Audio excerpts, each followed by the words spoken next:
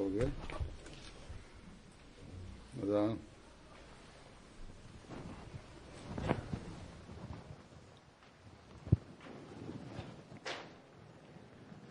अल्लाहु अकबर अल्लाहु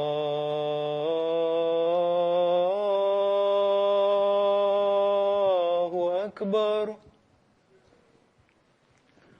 अल्लाहु अकबर अल्लाहु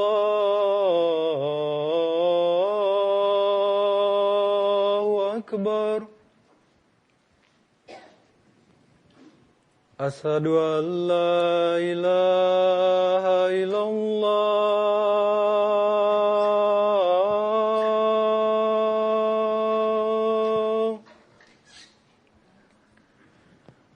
अशहदु अल्ला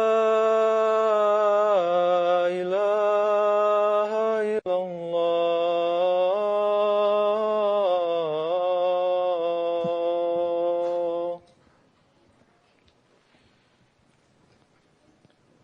अशहदु अन्ना मुहम्मदर रसूलुल्लाह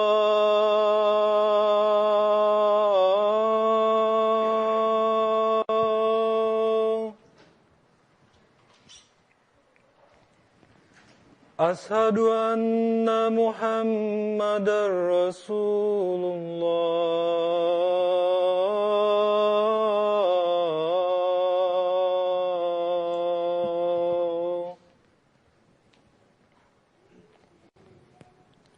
हय्या अलस्सलाह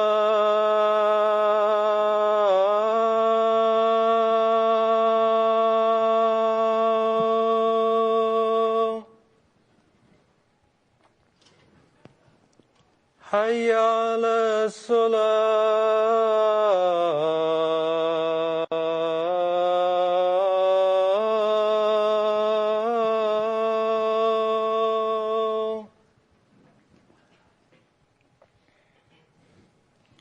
हय्या अलल फलाह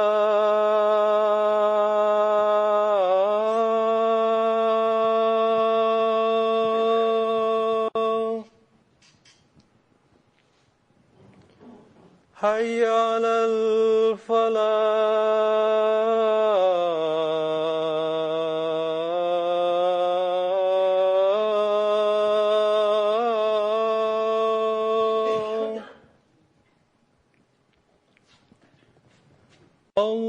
अल्लाहु अकबर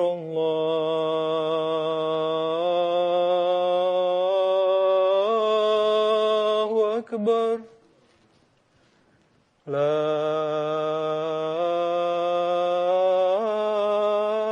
इलाहा इल्लल्लाह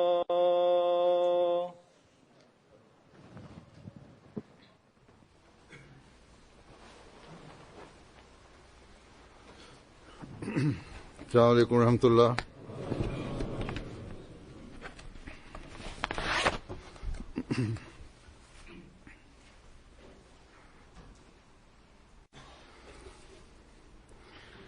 أشهد أن لا إله إلا الله وحده لا شريك له وأشهد أن محمدا عبده ورسوله أما بعد فأعوذ بالله من الشيطان الرجيم بسم الله الرحمن الرحيم الحمد لله رب العالمين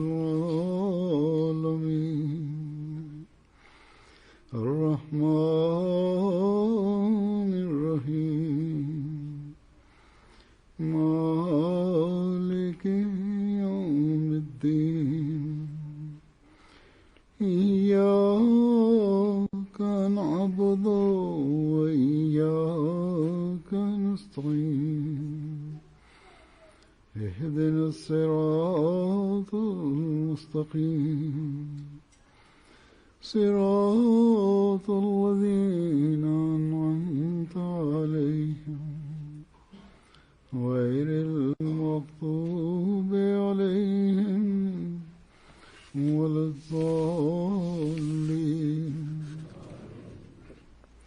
الذين إن مكناهم في الأرض أقاموا الصلاة وآتوا الزكاة وأمروا بالمعروف ونهوا عن المنكر ولله عاقبة الأمور.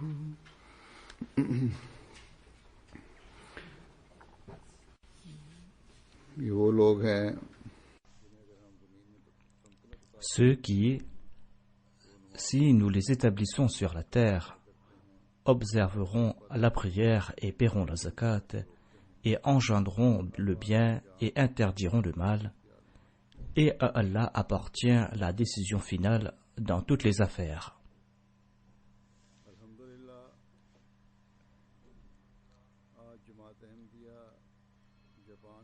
Alhamdulillah, aujourd'hui, la Jamaat Ahmadiyya du Japon a eu l'occasion de bâtir sa toute première mosquée. Qu'Allah bénisse cet édifice et qu'Allah fasse que vous puissiez atteindre l'objectif de la construction d'une mosquée.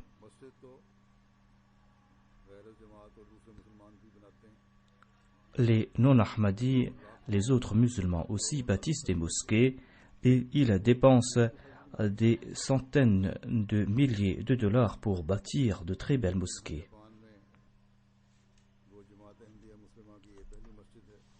Certes, c'est la toute première mosquée de la Jamaat Ahmadiyya bâtie au Japon. Cependant, cette mosquée n'est pas la toute première mosquée de ce pays. On dit que les autres musulmans ont bâti ici plus de 100 mosquées. Ainsi, nous ne pourrons pas annoncer que nous avons atteint notre objectif ici au Japon rien qu'en bâtissant une mosquée ici dans ce pays.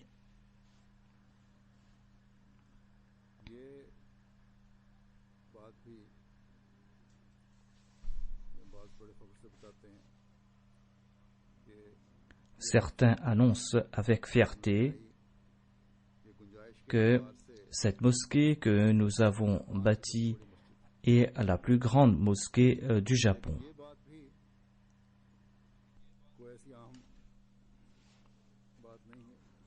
Cependant, cela n'est pas tout aussi important au point de dire que nous avons atteint l'apogée de nos objectifs. Nous pourrons atteindre notre objectif lorsque nous allons atteindre l'objectif pour lequel nous avons prêté allégeance aux mains du Messie promis l'Islam et lorsque nous allons faire des efforts en ce sens. Et cet objectif, c'est d'établir une relation avec Dieu. Notre objectif, c'est d'adorer Dieu comme il se doit. Notre objectif, c'est de nous acquitter de nos devoirs envers Dieu et envers ses créatures.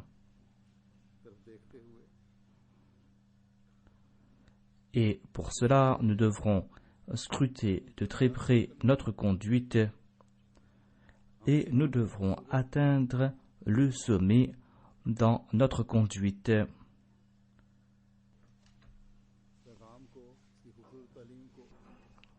Et nous devrons transmettre à chaque individu de cette nation le beau message de l'islam. Lorsqu'il y a eu la liberté de culte au Japon, et lorsque les Japonais ont commencé à s'intéresser de la religion, eh bien, ils étaient aussi intéressés à propos de l'islam. Lorsque le Messie premier l'Islam a su cela, eh bien, le Messie promis à l'Islam a exprimé le désir de transmettre aux Japonais l'islam véritable. Le Messie promis à l'Islam a annoncé clairement que Si les Japonais sont intéressés avec l'islam, et il a exprimé ce désir plus de 100 ans de cela, eh bien il a déclaré que l'on doit transmettre aux Japonais l'islam véritable. Sinon, pourquoi les Japonais doivent-ils se tourner vers une religion qui est morte? Le Messie premier l'Islam a déclaré que l'esprit de l'islam est inexistant parmi les autres musulmans. Eh bien, comment pourront-ils accorder quelque avantage aux autres, ces autres musulmans? Le Messie premier l'Islam a déclaré que les autres musulmans ont fermé la porte de la révélation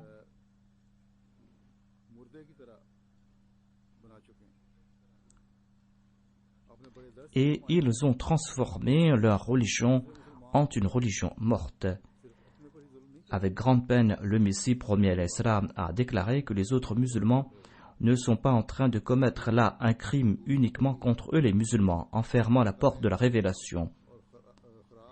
Mais en raison de ces croyances, en raison de ces méconduites, eh bien, ils sont en train d'empêcher les autres d'accepter l'islam. Quelles armes ont-ils à leur disposition pour mettre fin à toute irréligion? Le Messie premier l'Islam a dit à ses disciples qu'il faut qu'il y ait parmi cette Jamaat quelques personnes qui soient choisies pour accomplir cette tâche, des personnes qui ont la capacité et le courage pour accomplir cette tâche. Et le Messie premier l'Islam avait aussi exprimé le désir d'écrire un livre pour les Japonais. Ainsi donc, le Messie premier l'Islam a suivi les pas du saint prophète Mohammed lui, et il désirait diffuser au monde le message du saint prophète Mohammed lui. Et cela concernait aussi le Japon, cela concernait aussi les îles, cela concernait aussi le reste du monde. C'est là une grâce de Dieu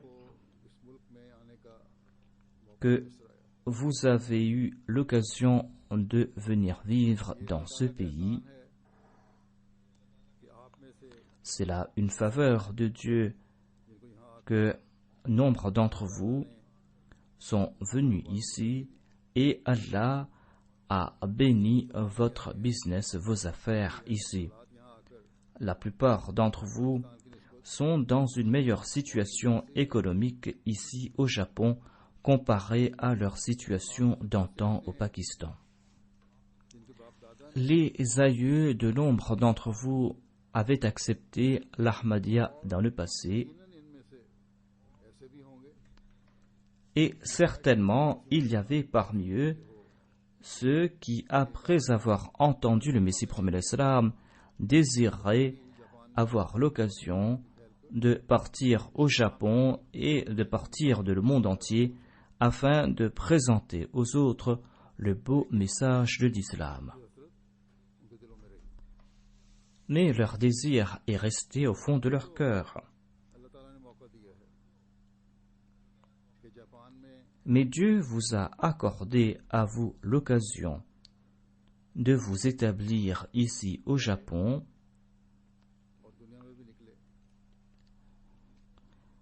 et de sortir de votre pays afin que vous puissiez transmettre aux autres ce message.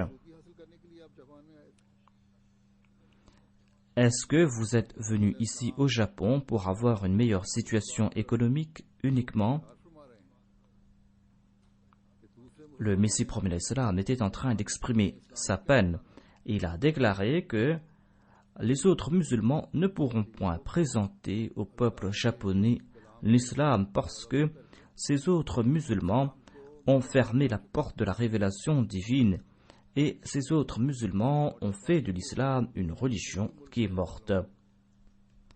Et les Japonais ou les autres nations n'ont point besoin d'une religion qui est morte. Le Messie premier l'Islam a déclaré que vous êtes ceux qui pourront prouver que l'islam est une religion qui est vivante. Vous êtes de ceux qui pourront présenter aux autres les beautés de l'islam. Étant donné que ces autres musulmans ont fermé la porte de la relation avec Dieu, eh bien, quelle différence y a-t-il entre ces musulmans et les adeptes des autres religions? Si l'on désire présenter aux autres la supériorité de l'islam, eh bien, on pourra le faire en établissant avec Dieu une relation vivante. Il faudra informer le monde. On pourra dire au monde que le Dieu de l'islam parle aujourd'hui, il parle avec ceux qu'il aime. Ainsi, pour prouver cette supériorité de l'islam, il faudra ici ne pas se contenter d'une meilleure situation économique. Certainement, il ne faut point se contenter de cette meilleure situation économique, il faudra établir une relation vivante avec Dieu. Pour diffuser le message de l'islam, nous n'avons point besoin d'épée.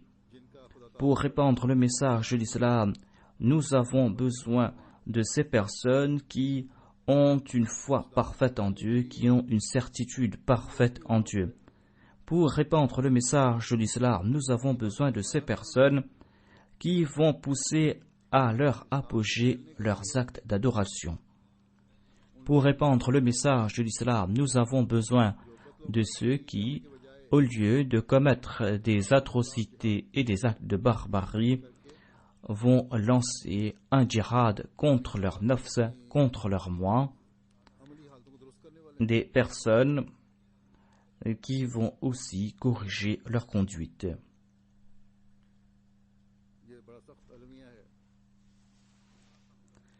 La situation des musulmans est des plus déplorables. D'une part, ils ont rejeté la révélation vivante de Dieu et cette relation vivante avec Dieu.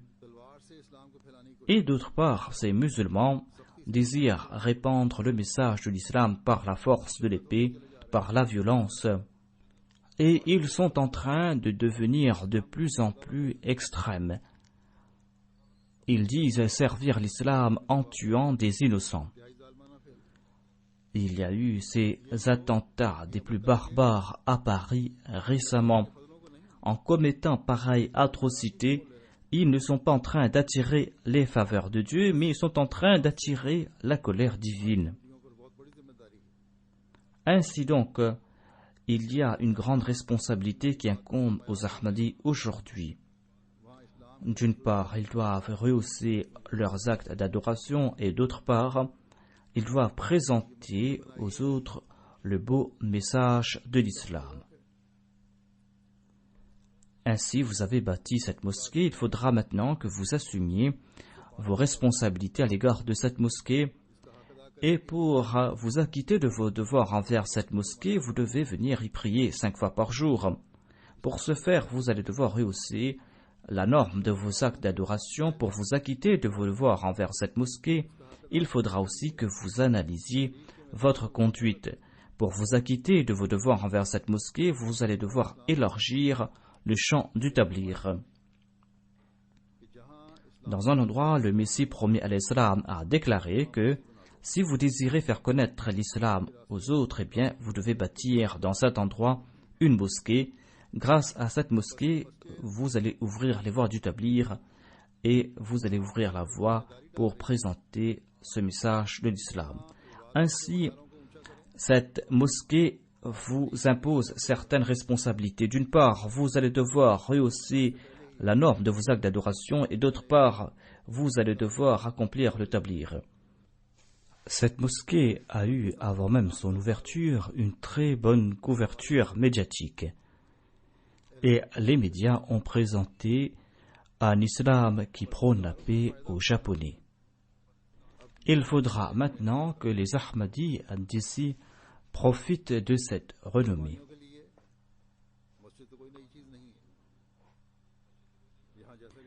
La mosquée n'est pas une nouvelle chose pour les Japonais, tout comme je l'ai déclaré.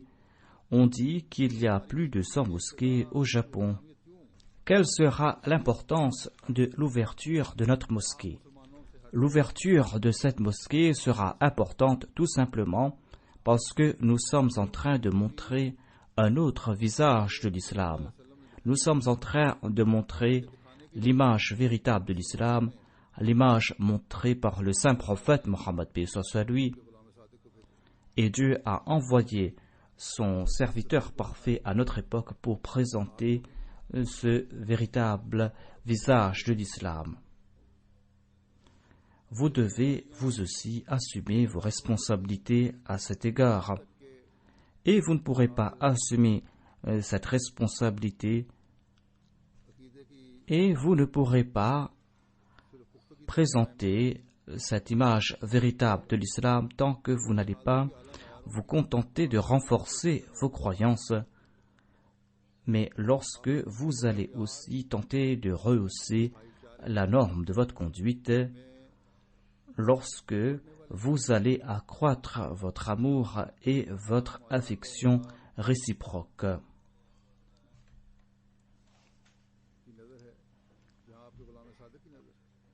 Nous allons devoir regarder dans la direction de notre maître, le saint prophète paix soit lui, et de son serviteur. Qu'est-ce que le saint prophète a-t-il accompli? Il a été l'image de cet amour qu'il a présenté aux autres. Nous allons devoir regarder dans cette direction. Nous voyons mention de cela dans le Saint-Coran. Ainsi, nous ne pourrons pas nous contenter d'annoncer qu'Alhamdulillah, nous avons accepté l'imam de l'époque. Nous ne pourrons pas nous contenter d'annoncer qu'Alhamdulillah, nous sommes Ahmadis.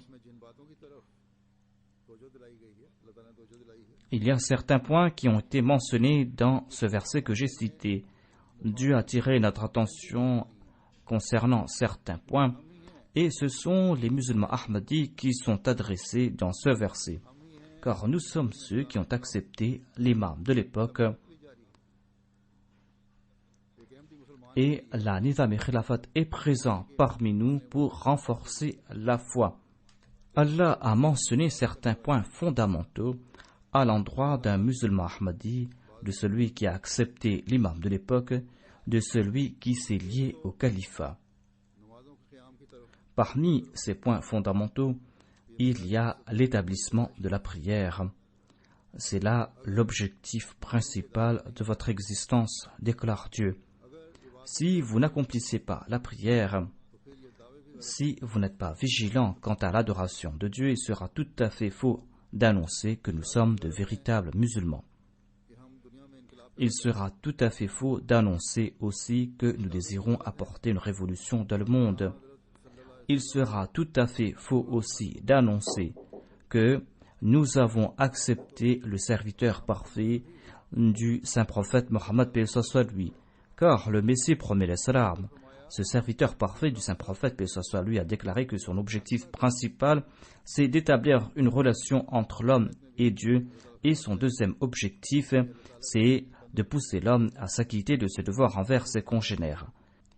Et dans ce verset que j'ai cité, elle a déclaré qu'une des distinctions d'un véritable serviteur de Dieu est qu'il craint Dieu, qu'il accomplit ses actes d'adoration pour la cause de Dieu et qu'il dépense de ses biens pour la cause de Dieu et en faveur du bien-être de l'humanité. Il ne se contente pas d'apporter cette révolution uniquement au cours de sa vie. Il ne se contente pas de mener une vie qui est en accord au principe de la taqwa. Il est un exemple pour les autres et il tente de faire en sorte que les autres puissent suivre son exemple. Il informe les autres quels sont les objectifs principaux de la vie. Il informe les autres comment se prémunir de Satan. Ainsi donc, si nous sommes les disciples de celui que Dieu a envoyé à notre époque, eh bien nous devons être vigilants à cet égard. Dieu nous a accordé cette faveur. Les autres musulmans sont quant à eux divisés. Ils n'ont pas de voie unique pour les réunir.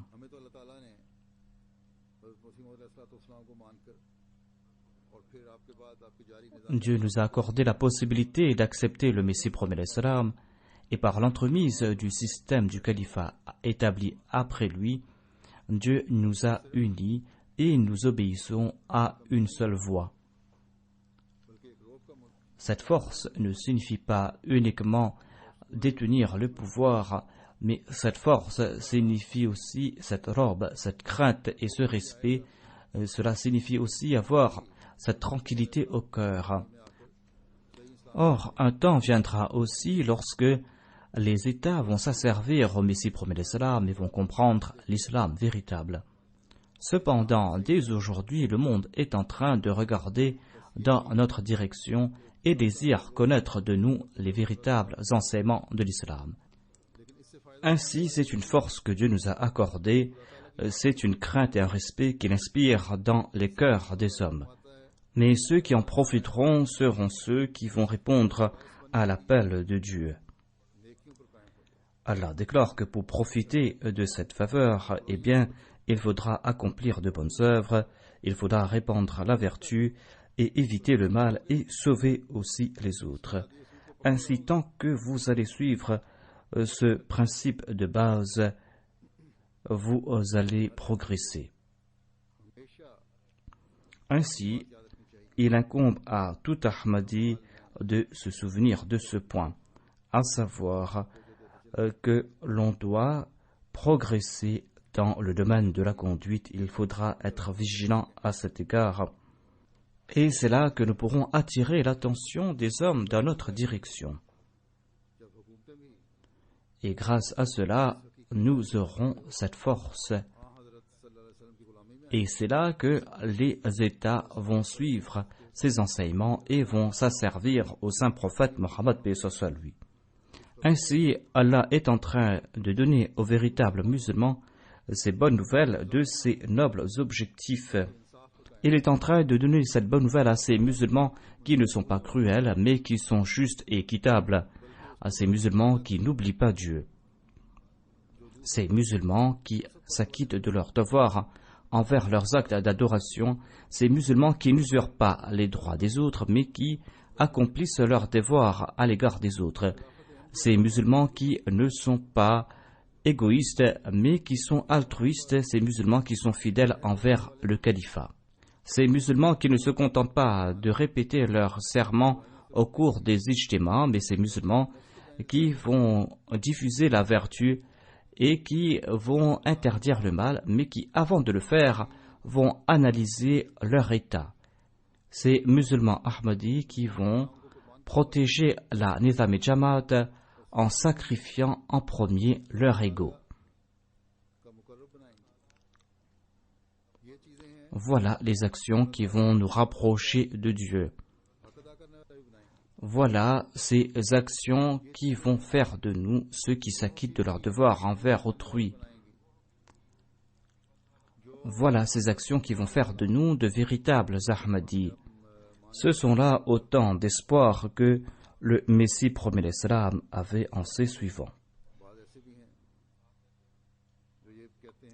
Il y en a parmi vous ceux qui annoncent qu'ils sont prêts à consentir à tout sacrifice pour la cause du califat.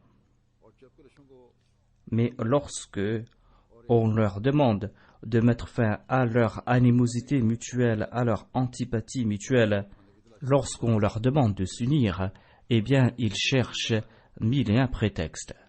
Ainsi, si vous désirez être de véritables croyants, au lieu de chercher des moyens pour fomenter des troubles, consentez à des sacrifices et établissez la paix. Étant donné que vous vous associez à cette mosquée, sachez que vous n'êtes pas associé à un édifice fait de briques et de ciment, mais vous êtes en train de vous associer à celui que Dieu a envoyé à notre époque afin d'établir cette relation entre Dieu et l'homme. Il est venu afin que ses disciples mettent fin à toute forme d'égoïsme et de dispute et qu'ils se joignent à cette jamaat qui exige des sacrifices, non seulement des sacrifices de biens, mais des sacrifices qui concernent l'ego. Il ne désirait pas que ses disciples se contente d'enjoindre le bien, mais ses disciples devaient, selon lui, faire en sorte que leurs actions soient conformes à leurs paroles. Avant d'interdire le mal aux autres, il faudra tout d'abord s'analyser soi-même. Voilà ce qu'il enjoignait à ses disciples. La majorité de ceux d'entre vous présents aujourd'hui sont originaires du Pakistan. Au Pakistan, où on vous avait imposé des restrictions concernant vos actes d'adoration, où vous avez dû endurer mille souffrances si vous désiriez rendre culte à Dieu. Au Pakistan, où vous étiez punis par la loi si vous qualifiez vos mosquées de mosquées. Au Pakistan, où vous étiez passible d'une peine d'emprisonnement pour 3 ans pour avoir salué un autre avec la salutation de paix. Certains d'entre vous ont demandé l'asile ici en raison de ces persécutions. Il y a aussi parmi vous des businessmen. Ainsi, réfléchissez à ce sujet. Voyez à quel point Dieu vous a accordé ses faveurs. Ici, on ne vous impose aucune restriction concernant vos actes de culte. Ici, vous ne serez point punis en qualifiant votre mosquée de mosquée. Ici, on accepte de guetter de cœur votre message de paix au lieu de vous emprisonner. Toutes ces faveurs n'exigent-elles pas que vous apportiez en vous un changement révolutionnaire? Toutes ces faveurs n'exigent-elles pas que vous compreniez l'objectif de votre création? Toutes ces faveurs n'exigent-elles pas que vous cherchiez le plaisir de Dieu au lieu d'assouvir vos désirs égoïstes et de faire preuve de compassion à l'égard de vos congénères et de répandre cette compassion dans la société? Toutes ces faveurs exigent que nous fassions naître en nous cette distinction que Dieu désire voir en nous.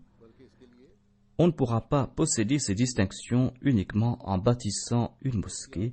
Il faudra s'évertuer en ce sens. Dieu a évoqué ces distinctions dans un verset du Saint-Coran. Il déclare « At-ta'ibun al-'abidun al-hamidun as-sa'ihun ar-raqi'un sajidun al-amirun bil-ma'rufi wan-nahawna 'anil munkar wal-hafizuna li hududillah wa bashiril mu'minin » c'est-à-dire ceux qui se répandent, ceux qui rendent culte à Dieu, ceux qui louent Dieu, ceux qui voyagent pour la cause de Dieu,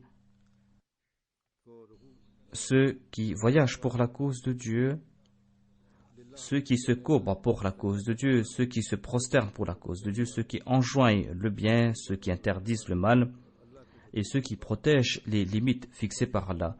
Voilà les véritables croyants et donnent la bonne nouvelle aux croyants. Ainsi, tout comme l'a déclaré Dieu, pour que l'homme soit considéré un véritable croyant, la première condition qu'il doit respecter est qu'il doit se repentir, c'est-à-dire qu'il doit avouer ses péchés, et tout en avouant ses péchés, il doit faire la promesse qu'il va éviter entièrement les péchés. Les péchés ici ne concernent pas uniquement les grands péchés, mais cela concerne aussi les petites fautes qui créent des failles dans le système et qui se transforment en péchés. Et lorsqu'on tiendra cette promesse, eh bien, l'on va adorer Dieu comme il se doit, et c'est là un devoir qui incombe aux croyants. Il incombe aux croyants de suivre les voies du plaisir de Dieu. Que désire Dieu? J'en ai fait mention dans le passé.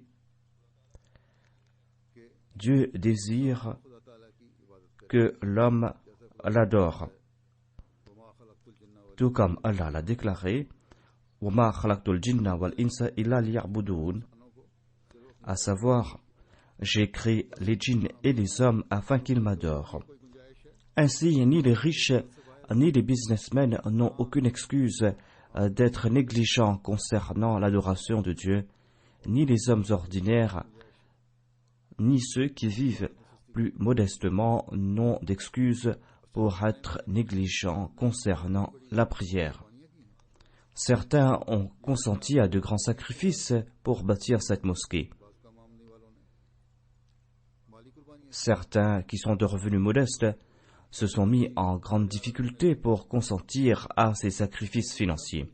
Et les enfants aussi ont laissé de grands exemples de sacrifices. Que vous ayez consenti à de grands sacrifices pour bâtir cette mosquée ne vous donne pas la permission à présent d'être négligent concernant l'adoration de Dieu. Ces sacrifices seront acceptés par Dieu lorsque vous allez remplir cette mosquée comme il se doit, lorsque vous allez vous acquitter de vos devoirs envers Dieu. Ensuite, dans ce verset, Allah a évoqué ceux qui le louent.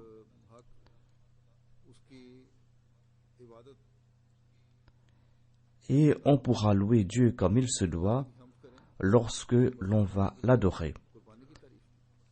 Louez Dieu qui vous a accordé la possibilité de consentir à des sacrifices pour bâtir cette mosquée. Louez Dieu qui vous a accordé cette mosquée et qui vous a ouvert la voie pour l'établir. Louez Dieu qui vous a ouvert une nouvelle voie pour présenter les beaux préceptes de l'islam.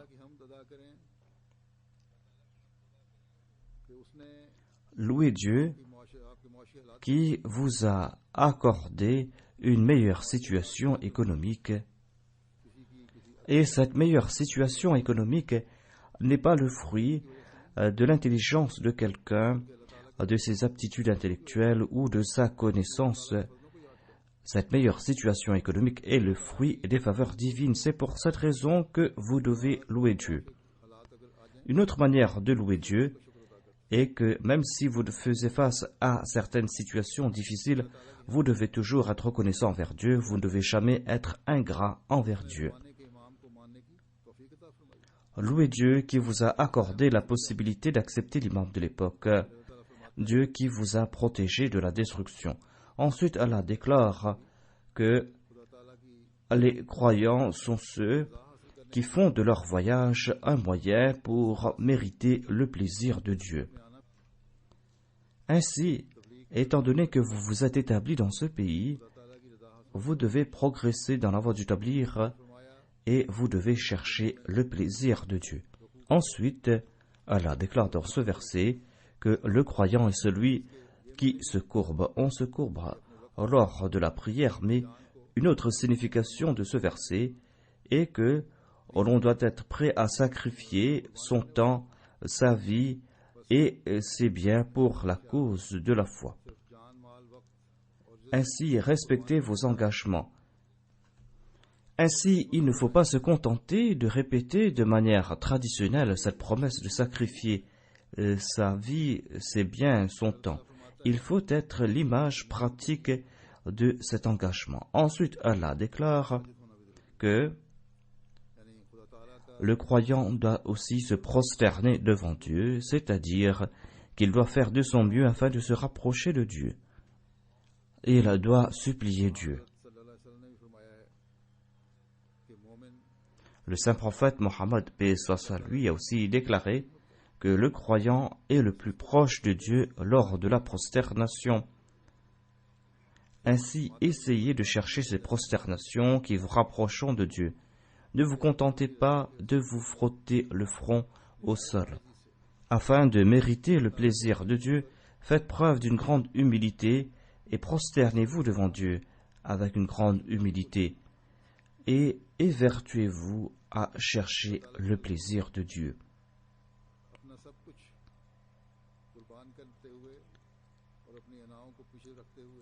Sacrifiez-vous pour la cause de Dieu, mettez de côté votre ego,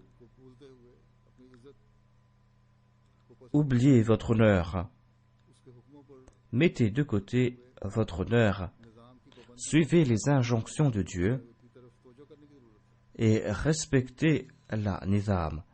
Voilà autant d'actions qui sont essentielles. Il faudra obéir à la nizam tout simplement parce que Dieu nous en a donné l'ordre. Et c'est là un autre moyen de se rapprocher de Dieu. Ainsi, les prosternations sont là pour nous rapprocher de Dieu, et on va se rapprocher de Dieu lors de nos prosternations lorsque nous serons humbles. Il faudra chercher de telles prosternations. Lorsque l'on pourra se prosterner humblement devant Dieu, et lorsqu'on va faire de son mieux pour se rapprocher de Dieu, c'est là que l'on va user de toutes ces aptitudes afin d'enjoindre le bien aux autres et afin de les rapprocher de Dieu. Ensuite, il faudra se consacrer au tablir, à la diffusion du message. Les hommes sont en train de se noyer en ce monde. Il faudra les pousser à se prosterner devant Dieu. Et il faudra empêcher les hommes de se noyer et de tomber dans le feu. Voilà la tâche qui incombe à tout Ahmadi aujourd'hui. Voilà notre responsabilité, à savoir que nous devons protéger le monde de la colère divine. Et tout comme je l'ai dit dans le passé, Allah déclare ici que le véritable croyant est celui qui protège les limites fixées par Allah. Il est vigilant quant aux injonctions de Dieu et il les protège, c'est-à-dire il fait de son mieux pour respecter ces injonctions divines. Ce sont des injonctions qui ont été mentionnées dans le Saint-Coran. Il incombe aussi aux croyants de respecter les injonctions de Dieu et de son prophète. Il doit être aussi vigilant concernant les conseils qui ont été prodigués par le Messie premier salam et concernant les attentes qu'il avait à l'égard de sa Jamaat. Il faudra écouter les conseils qui sont prodigués par le calife et il faudra tenter de les traduire dans la pratique. Il est important aussi de protéger sa foi ainsi que ses œuvres. Dieu nous a accordé aujourd'hui cette faveur qu'est le califat. Il faudra respecter cette faveur, car Dieu a déclaré que c'est là un moyen essentiel pour renforcer à la foi la religion. Et il a donné des bonnes nouvelles à tous ces croyants qui vont traduire ces conseils dans la pratique. Ainsi, accomplissez votre analyse de conscience et soyez de ceux à qui Dieu a donné la bonne nouvelle qu'ils sont de véritables croyants. Une autre faveur divine est que il nous a assujettis les inventions de notre époque. Tous les ans, la Jamaat dépense des centaines de milliers de dollars sur la MTA. C'est le meilleur moyen pour prêcher notre message et pour faire la tarbiya. Et c'est aussi un moyen pour être en contact avec le calife. Quelques jours de cela, lors d'une rencontre, une mère Ahmadi a dit qu'il n'y a pas des moyens pour faire l'éducation religieuse de leurs enfants ici. Il ne faut point accuser le missionnaire ou les responsables. Au cours de la semaine, pendant 6 jours, l'enfant se trouve auprès de ses parents ou à l'école. Et lorsqu'il retourne à la maison, il faudra les encourager à suivre les émissions dans lesquelles sont présents le calife. Cela va créer une relation et une affection entre le calife et les enfants. Cela fera l'éducation religieuse de ces enfants et grâce à cela, ils vont connaître l'unité qui règne au sein de la Jamaat. Ainsi donc, si les parents désirent s'occuper de leur génération future, eh bien, ces parents doivent eux aussi regarder les émissions de la MTA et doivent aussi établir cette relation entre les enfants et la MTA.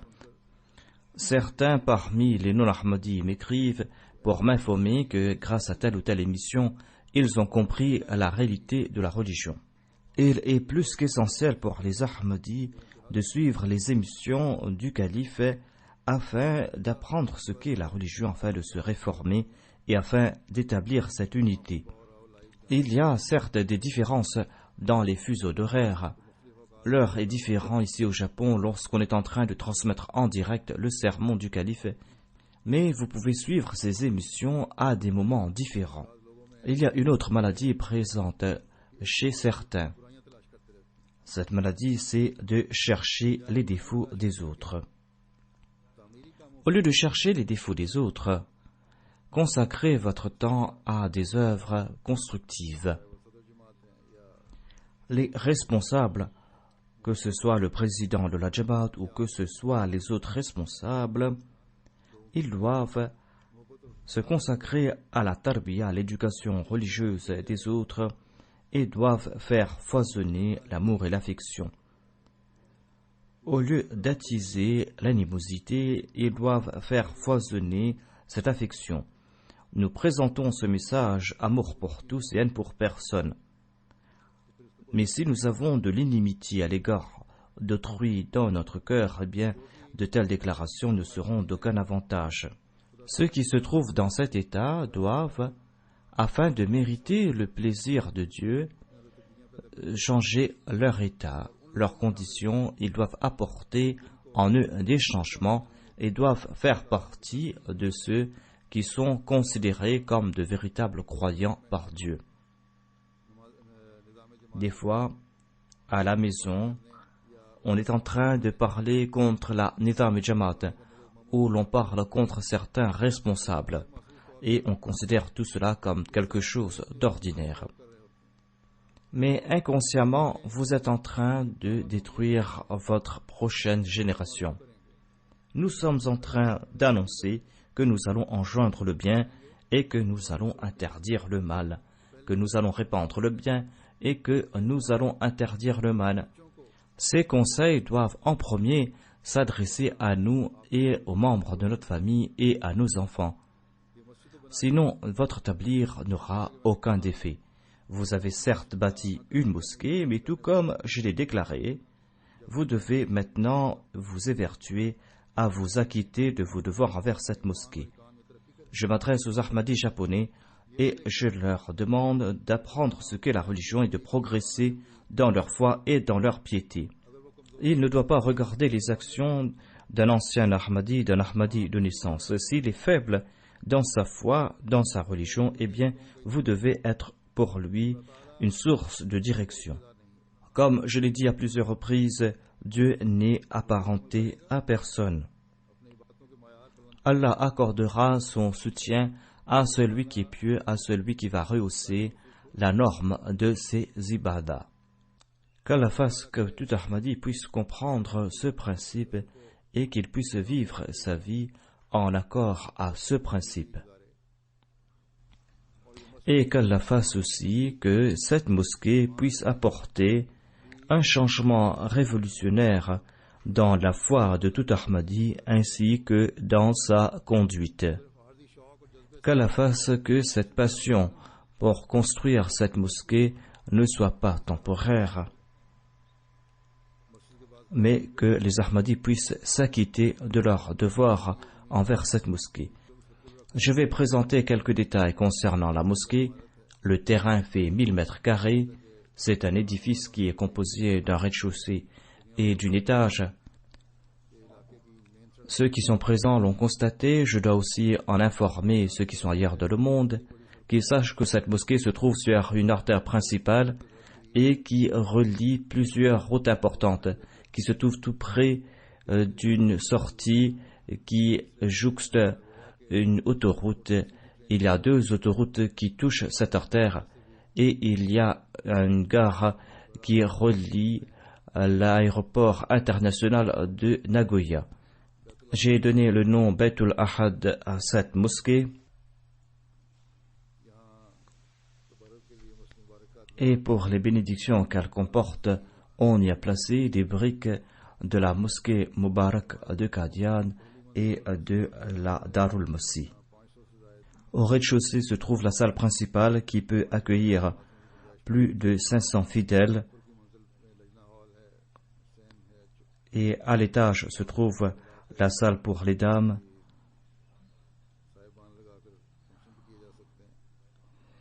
et on peut aussi y organiser une réception.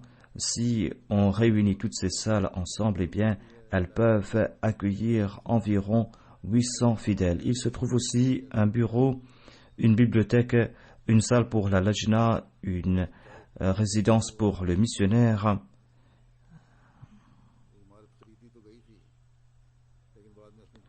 On avait acheté ce bâtiment, on y a apporté des changements et dans les 4 coins, on y a bâti des minarets. Il y a aussi une coupole et cela est un moyen pour attirer l'attention des gens. Cette mosquée n'est pas la première mosquée Ahmadi du Japon, mais aussi la première mosquée de la communauté Ahmadiyya en Extrême-Orient, dans la région du Japon, de la Chine et de la Corée et de Taïwan. Qu'Allah fasse que nous puissions bâtir d'autres mosquées ailleurs et que la Jamaat puisse progresser dans ces autres pays et qu'on puisse y bâtir des mosquées. Tout comme je l'avais dit, on avait acheté ce bâtiment et on l'a transformé en mosquée. On l'avait acheté en juin 2013 et on a dépensé environ 137 millions de yuans sur l'achat de ce bâtiment et sur la construction de la mosquée. 137 millions de yuans qui fait environ 1 200 000 $.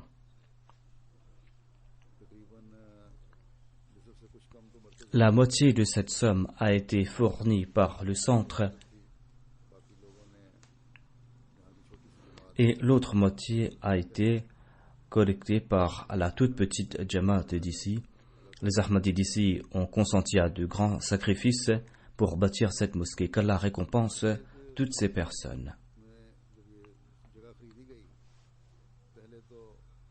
Lorsqu'on avait acheté ce bâtiment, eh bien, on croyait qu'on aurait la permission de la transformer en mosquée facilement. Mais on a fait face à de grandes difficultés pour avoir la permission de construire. Il semblait très difficile d'enregistrer ce bâtiment au nom de la Jamaat et d'avoir le permis de construire. L'avocat avait une fois conseillé le comité que cette tâche semblait impossible. Étant donné que la Jamaat n'est pas enregistrée, eh bien la Jamaat pourra faire face à certaines difficultés et qu'il valait mieux résilier le contrat. Cependant, Dieu a enlevé tous les obstacles sur cette voie.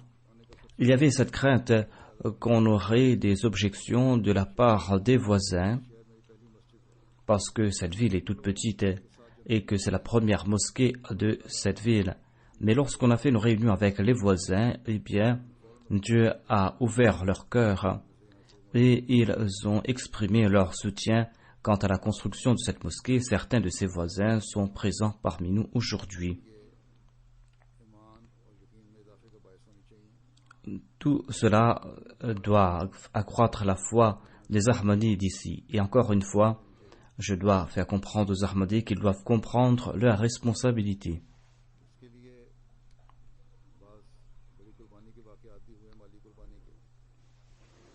Certains ont fait de grands sacrifices financiers pour bâtir cette mosquée. Lorsqu'on a lancé le plan de la construction de cette mosquée, Baytul Ahad, eh bien,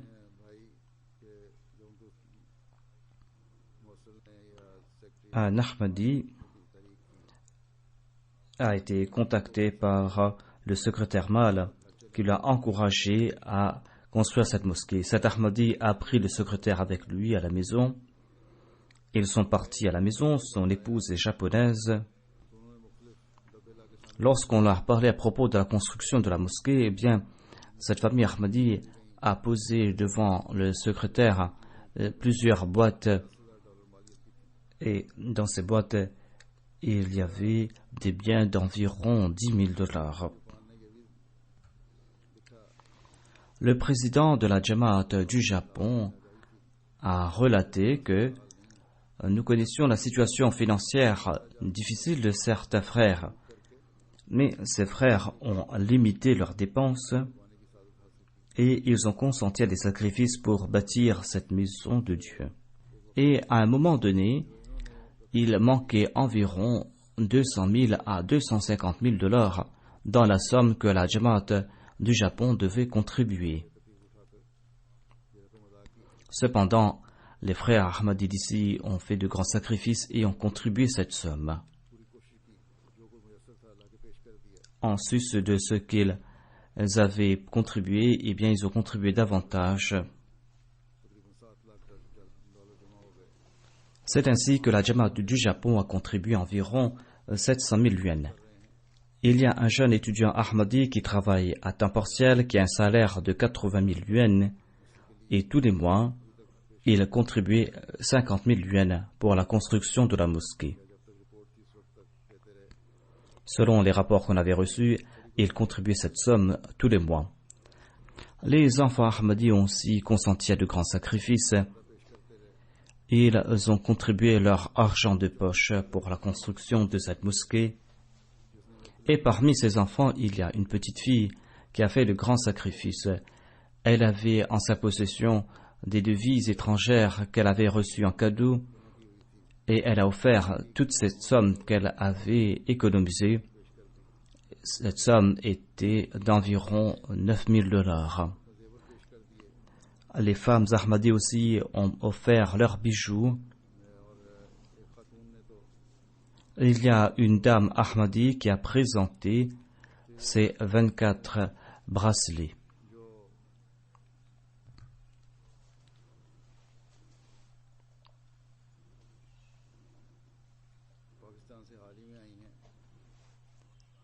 Il y a une dame qui est récemment venue du Pakistan.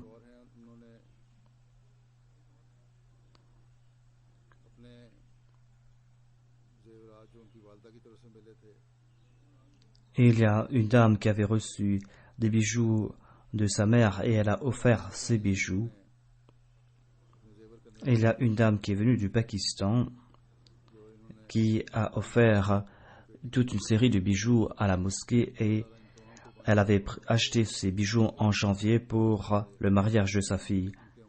Qu'Allah récompense toutes ces personnes amplement pour leurs sacrifices. Qu'Allah bénisse leurs biens, qu'Allah bénisse leurs personnes, qu'Allah accroisse leur foi et leur certitude, et qu'il fasse que toutes ces personnes puissent s'acquitter de leurs devoirs envers cette mosquée. Cette mosquée doit être un moyen pour qu'ils grandissent dans leurs ibadas, que cette mosquée accroisse aussi leur affection mutuelle et que les autres soient attirés vers eux en raison de cette affection mutuelle. Les voisins non-Ahmadis aussi ont fait preuve d'une grande affection à notre égard et d'une grande sincérité. Lorsqu'un ami japonais a su qu'on allait faire l'ouverture de la mosquée et qu'il y aura un nombre d'invités qui viendront de l'extérieur, eh bien, il a offert sa maison de 3 étages à la Jamaat afin que la Jamaat puisse y accueillir ses invités. Lorsque les voisins de la mosquée ont su qu'il y aura un grand nombre d'invités qui viendront, eh bien, ils ont offert leur aire de stationnement pour garer les voitures. Généralement, lors de l'ouverture des bâtiments au Japon, eh bien, on embellit ce bâtiment avec des fleurs qui coûtent très cher. Lorsque 2 amis japonais ont su qu'on allait faire l'inauguration de la mosquée Ahmadi au Japon, eh bien, ils ont offert ces fleurs à la Jamaat pour embellir cette mosquée. Il y a un avocat non musulman qui nous a aidés pour l'enregistrement de ce bâtiment. Il nous a beaucoup aidés en ce sens. Il nous a offert son aide légale. C'est M. Akio Najima. Il nous a offert son aide de manière très généreuse. Ses honoraires sont d'environ 20 000 $, mais il a déclaré que la Jamaat Ahmadiyya accordait de grandes faveurs au Japon et je vais accomplir cette tâche gratuitement et il n'a pas pris d'honoraires. Cette mosquée a eu une bonne couverture médiatique, tout comme je l'ai déclaré auparavant. Tous les grands journaux et les grandes chaînes en ont fait mention. Un grand journal a annoncé que la construction de cette mosquée s'est terminée le 11 novembre. Ce journal a annoncé que la paix et l'amour fait partie de la foi des musulmans et la Jamaat Ahmadiyya a ouvert sa mosquée et son centre communautaire dans la commune d'Aiji, dans la ville de Tishoshima. Cette mosquée est dotée de 5 minarets. C'est une mosquée qui peut accueillir environ 500 fidèles, a annoncé le journal. Ce journal a aussi annoncé que la Jamaat Ahmadiyya prône l'entente communautaire et la paix, et c'est là une distinction de la communauté Ahmadiyya. La Jamaat Ahmadiyya du Japon est composée en majorité de Pakistanais et de personnes d'autres origines. Ils sont du nombre de 200 personnes. Ils sont très actifs dans le domaine du bénévolat. Ils ont offert leur aide après le séisme à Kobe, après le tsunami. Ils ont aussi offert leur aide aux sinistrés après les inondations de cette année-ci.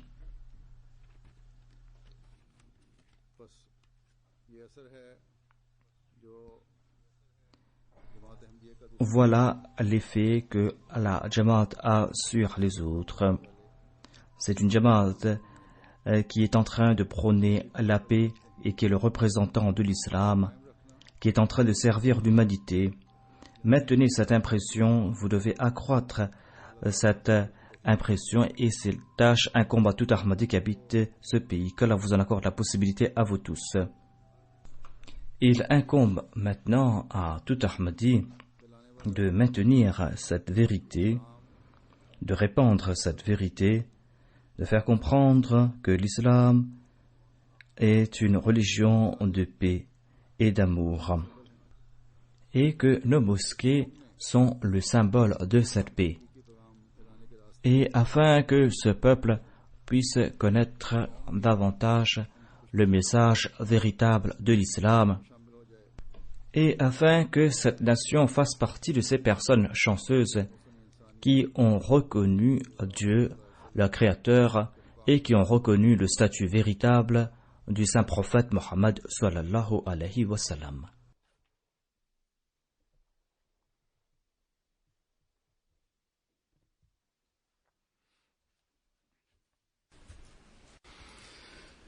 Alhamdulillah,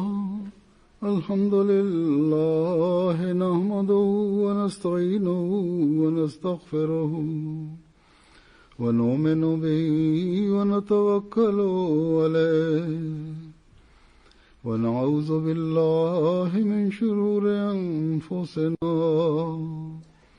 wa min sayyiati a'malina.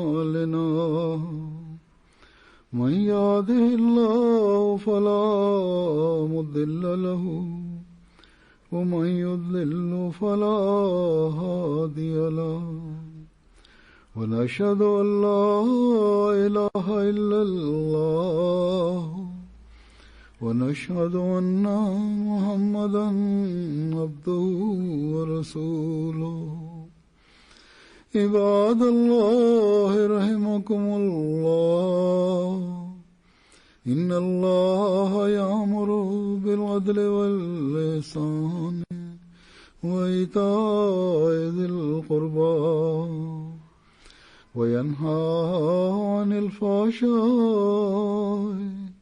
والمنكر والبغي يعظكم لعلكم تذكرون اذكروا الله يذكركم وادعوه يستجب لكم ولذكر الله أكبر